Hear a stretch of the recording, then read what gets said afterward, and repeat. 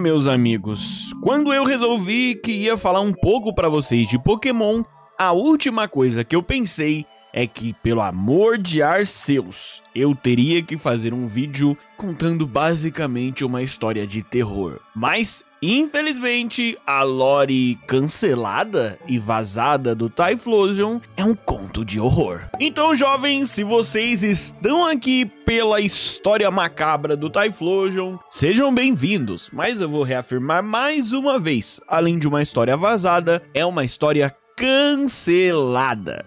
Tudo que eu vou falar aqui basicamente não se aplica à realidade do nosso querido Typhlosion. O Typhlosion não fez e não faz as coisas que eu vou te contar na sequência. Então você pode continuar amando o seu bichinho de fogo da segunda geração.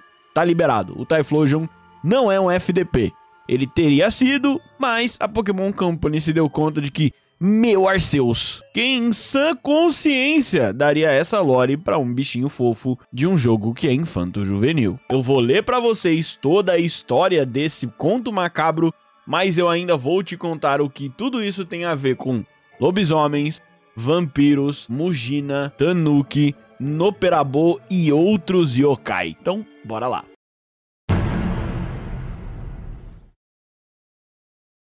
Mais uma vez eu reforço que o texto é forte e pode acionar alguns gatilhos. Esse conteúdo não é um conteúdo para crianças, belezinha? Vamos lá, eu vou ler o texto original e traduzindo enquanto eu leio. Então se eu der uma travadinha aqui e ali, eu vou cortar a edição, mas ainda assim alguma coisa pode passar.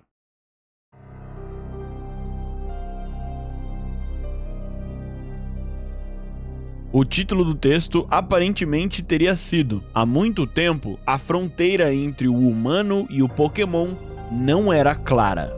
Em uma vila, em algum lugar, um dia, uma garota, é o termo que eles usam, a girl, e isso pode denotar uma garota jovem ou uma jovem adulta.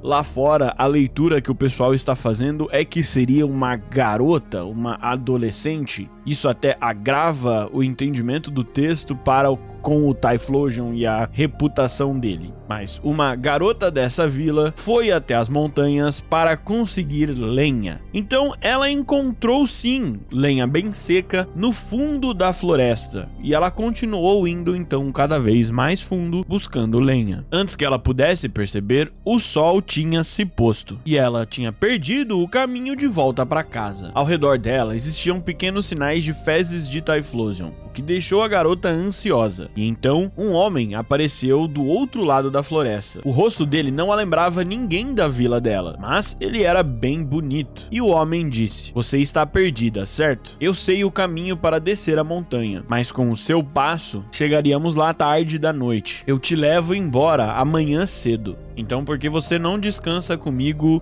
no meu lar esta noite?" A jovem não teve escolha, então ela acatou a sugestão do homem, e eles foram juntos caminhando para a casa dele. Quando eles chegaram, a casa dele se mostrou uma larga caverna, e ele disse: "Esta é a minha casa. Você deve estar com fome, não? Espere aqui." O homem então saiu da caverna e, depois dele deixar a caverna, ela pôde ver algumas luzes ao longe, piscando pela montanha. Ela ouviu o som das árvores sendo mexidas lá longe, e depois de um tempo o homem retornou carregando frutas vermelhas, e ele disse: "Coma, e então nós vamos dormir. Se você acordar antes de mim, não olhe para o meu rosto." Na manhã seguinte, a garota acordou antes dele, mas ela honrou a promessa e continuou deitada e não olhou para o rosto do homem. Eventualmente, ela acabou dormindo de novo. O que acordou ela depois foi a própria voz do homem. Quando ela olhou lá fora, ela viu que o sol já tinha se posto novamente. E o homem disse: "Essa noite nós comeremos frutas verdes. Espere aqui." Com isso, ele deixou a caverna. Depois que ele saiu, ela pôde ver as mesmas luzes vermelhas ao longe na montanha e o som das árvores balançando mais uma vez. Quando o sol já tinha terminado de baixar completamente, o homem voltou carregando frutas verdes. Então ele disse: "Coma, então nós dormiremos. Se você acordar antes de mim, não olhe para o meu rosto."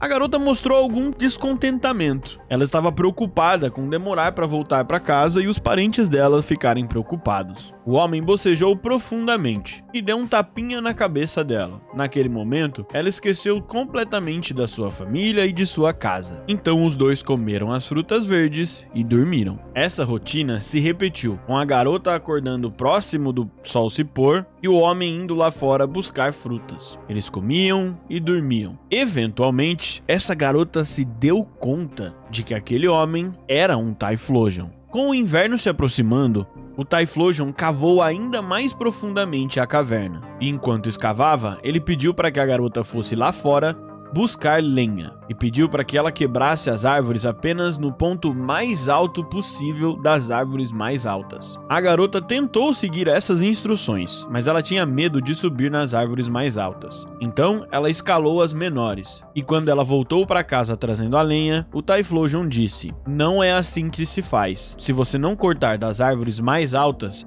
humanos irão nos achar." Quando a neve caiu, os dois passaram a viver no fundo da caverna, a maior parte do tempo dormindo e comendo um monte de comida que eles haviam juntado para o inverno. Eles acordavam, comiam e iam dormir de novo. Um dia, quando acordou, a jovem estava segurando uma criança. E depois de diversos dias e diversas noites, o Typhlosion lhe disse: "O seu pai ainda está procurando por nós, mas você é a minha esposa, então eu não posso deixar você partir. Então eu lutarei com ele." A jovem implorou: "Por favor, não faça nada com o meu pai. Como eu vou poder viver com você se você fizer algo com ele? Você é uma boa pessoa. Por favor, fique aqui comigo e durma." "Tudo bem, vamos dormir então", acenou o homem com a cabeça. Na noite seguinte, o Typhlosion acordou a garota e disse: "O seu pai está próximo novamente. Vá ver." Quando a garota saiu lá fora, a tempestade de neve estava muito forte. Então,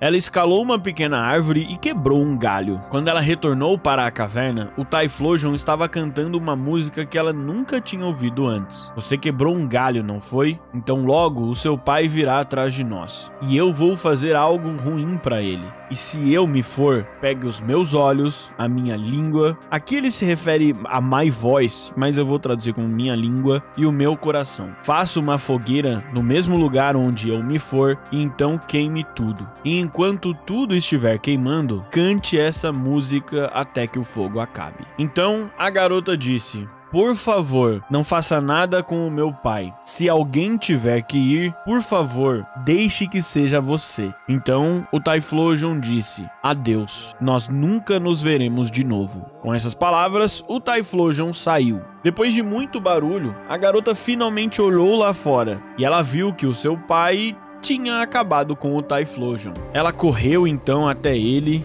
e gritou: "Pai, você acabou com o meu marido. Eu estive vivendo com ele por todo esse tempo. Ele era o meu marido. Por favor, me dê o meu marido." Então, ela tomou as coisas que o Typhlosion havia pedido para ela, construiu uma fogueira naquele mesmo lugar, colocou as coisas na fogueira e cantou a música que o Typhlosion pediu. O pai da garota construiu uma pequena cabana nos limites da vila onde eles moravam, para que então essa garota e a criança vivessem lá. Quando finalmente a primavera chegou, os homens mais jovens da vila ficavam provocando e atormentando a garota e a criança, e isso só piorava. Certa vez, eles tentaram até vestir a garota e a criança com peles de Typhlosion. A garota foi então até a casa do pai e implorou: "Peça aos moradores da vila que parem de nos provocar. Eles tentaram colocar pele em nós. E se eles fizerem isso, com certeza nós nos transformaremos em Typhlosions. Nós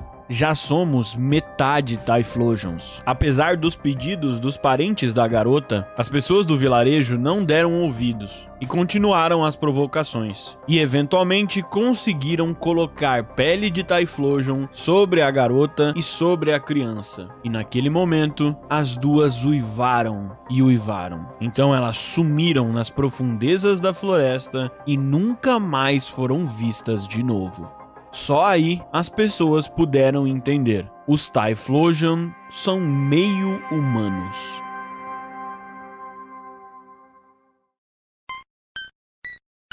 Tá, vamos lá. Agora a gente vai começar a destrinchar quais são as referências desse texto e onde estão os problemas. Primeiro, as referências deste texto são alguns yokais do Japão. A melhor tradução que eu consigo te dar agora para yokai é espírito mágico. Os yokai podem ser diversas coisas, entre animais que viveram demais ou por algum outro motivo ganharam magia, como no caso das kitsunes. Eu sei que elas são raposas que viveram demais e então se tornaram mágicas. Aparentemente isso também pode acontecer com outros animais. Eu descobri estudando para esse vídeo. E até onde eu me lembro, objetos também podem acabar se tornando yokai pelo mesmo motivo de terem magia acumulada neles por alguma circunstância. Mas num primeiro momento, algo que eu não vi as pessoas comentarem é que a ideia desse texto, e enfim, não é o que ele acabou fazendo no final das contas, a ideia desse texto é mostrar que humanos e pokémons podem ser a mesma coisa. Quando eles tentam, no final, nos falar que as fronteiras entre humanidade e pokémonidade, vamos dizer assim, sempre foi uma linha tênue e que eles descobriram naquele momento que Typhlosion são meio humanos, me parece que essa era a intenção. Mostrar, eu não sei porquê, talvez eles tivessem essa intenção, de que seres humanos podem eventualmente se transformar em pokémons. E pokémons podem se transformar em humanos, certo? Então, o caso aqui é como se fosse um lobisomem. O lobisomem é um ser místico que é um humano, mas também é um lobo, certo? Então, é como se a garota, o filho e mesmo o Typhlosion da história fossem um lobisomem. Não fica claro se a garota já era um Typhlosion antes também, se ela já era um lobisomem, ou se a relação dela com esse Typhlosion transformou ela também numa Typhlosion mulher. A criança, pelo que a gente entende, também vai ser uma Typhlosion criança. Ao mesmo tempo, toda essa questão que eu acho que ficou muito mal representada do relacionamento de um ser místico com um ser humano é algo que sempre foi representado aqui no Ocidente por contos de vampiros e também por contos de lobisomem. Se você já assistiu algum conto, filme, olha, se você já leu algum conto, livro ou assistiu filmes e séries, você sabe que lobisomens são geralmente muito representados por serem irresistíveis sexualmente. Um ser humano, ao ser transformado em lobisomem, no folclore comum, acaba se tornando muito atraente. Ele ganha um ar místico e sexy. Já o vampiro tem também essa questão, mas para o vampiro geralmente é uma elegância, uma beleza, uma sofisticação que interessa as outras pessoas em torno dele. Então, tanto vampiros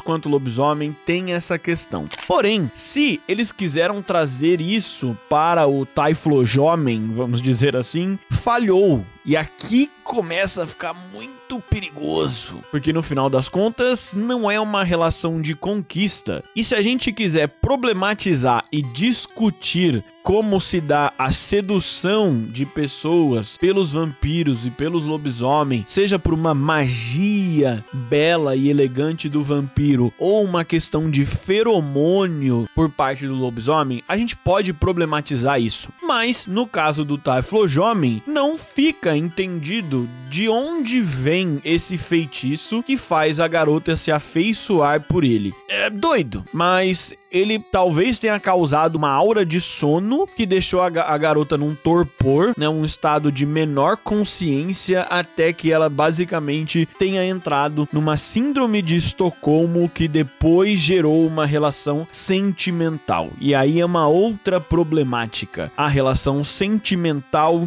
de uma pessoa que está com síndrome de Estocolmo, ou seja, afetivamente ligada a alguém que a sequestrou ou a manteve em cárcere privado. Então entende como é muito problemático se você fosse fazer a retratação do Typhlosion ser uma espécie de lobisomem do mundo Pokémon, isso já é muito esquisito. Você mostrar que um ser humano poderia se transformar num lobisomem do universo Pokémon por conta de uma maldição ou por conta de uma prévia ligação sanguínea, isso já seria muito esquisito. E aí, isso ainda vem através de uma sedução ou de uma relação criada a partir de síndrome do Estocolmo. Então, é bizarro. É bizarro. Eu entendi que eles queriam fazer algo. Eu acho que esse algo que eles queriam fazer é ruim, contando que a maior parte do público de Pokémon, eu acredito que a maior parte do tempo seja crianças. Então, criar o lobisomem do mundo Pokémon é uma ideia merda.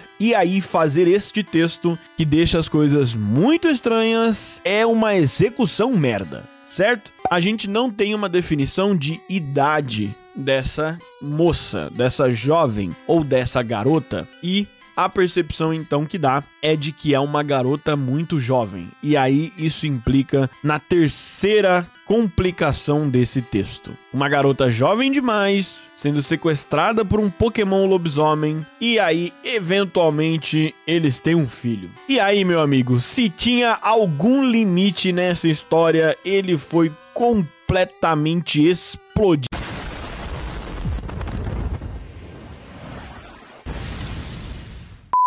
Mas é isso, o texto tem uma ideia merda, uma execução terrível e inclui muitas coisas muito merdas. Assim, é válido lembrar que esse texto provavelmente foi escrito lá para 1997, então quase 30 anos atrás. A nossa sociedade era outra há 30 anos atrás, mas eu tô muito feliz que alguém lá naquele momento ainda teve juízo para olhar para esse texto e falar: essa merda não vai ser lançada jamais. Jovens, como eu tinha prometido, vamos lá. Algumas outras referências que aparecem nesse texto deplorável, que são a respeito dos yokais, tá? O Typhlosion, ele é um Mujina, um yokai da cultura japonesa, então, que tem a aparência de um homem e de um texugo. Às vezes só representado como texugo, às vezes representado como um homem, então, com cabeça de texugo. Ele seria um texugo que ganhou poderes mágicos e se transformou, então, nessa entidade. Ele não é necessariamente mau ou ruim, gostam de viver em florestas e montanhas e são raramente vistos, mas eventualmente aparece para pregar peças e zoar com a cara dos seres humanos. O Mujina, entre seus poderes, tem a capacidade de shapeshifting, mudar de aparência e se transformar completamente num humano.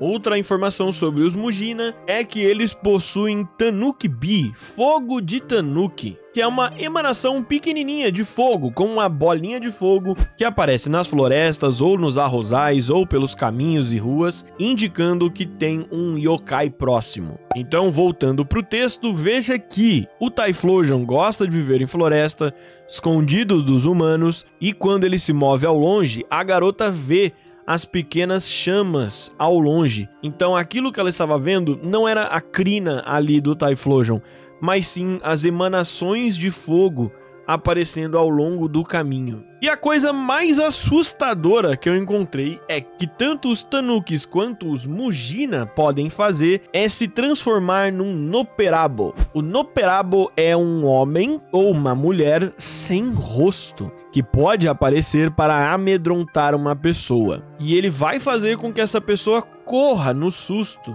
para acabar encontrando outra pessoa, contar o que aconteceu, só para que essa outra pessoa pergunte: ah, e foi assim? E dá um tapa no próprio rosto e também ficar sem rosto. Enfim, aparentemente o Noperabo não vai causar mal à pessoa, mas vai deixar ela extremamente cagada. Pelo menos mijar nas calças, a pessoa que encontrar um Noperabo vai sofrer isso aí. Passamos então pelo Typhlosion, entendemos que o Typhlosion é uma espécie de lobisomem, vimos que essa parte monstro dele é baseada então no Mujina, um ser yokai, e tudo que a gente pode compreender desse texto vazado é que lá em 1997, 98, os criadores de Pokémon estavam imaginando muita coisa e eles não entendiam para onde a franquia poderia ir. Eu acho que eles ainda não estavam com noção do quão estreito para o público infantil essa franquia ficaria. E eles estavam imaginando qual seria a dose de terror e horror que eles poderiam colocar para dentro dessa franquia. Para quem acompanha o cinema asiático, sabe que eles mandam muito bem em filmes de terror. Eu acho que a pessoa que escreveu essa lore aqui para o nosso querido Typhlosion tinha assistido muito filme, muito trash de terror antes de escrever esse texto.